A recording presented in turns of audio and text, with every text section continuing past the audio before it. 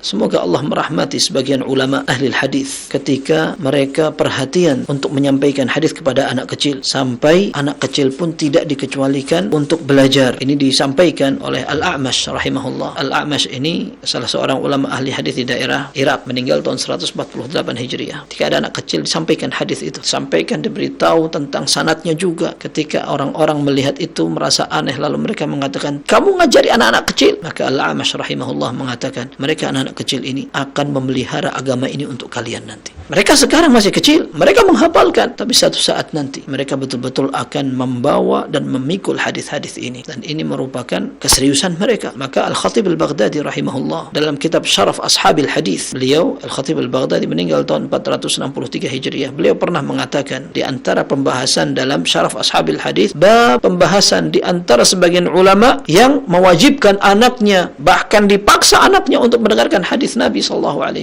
Subhanallah, anak kecil dibiasakan untuk mendengarkan hadis, maka luar biasa mereka akan terbiasa untuk cinta, akrab dengan hadis itu dari sejak mereka kecil. Dan ini bukan sesuatu yang mustahil. Zaman seperti sekarang, ada beberapa tempat yang mereka dari kecil tidak harus dengan banyak fasilitas, bahkan bisa jadi di tengah mereka ada orang-orang yang memang fasilitasnya sangat minim, tetapi mereka sudah terbiasa menghafal Al-Quran sejak usia muda sekali. Kemudian mereka mulai menghafalkan hadis-hadis Nabi SAW.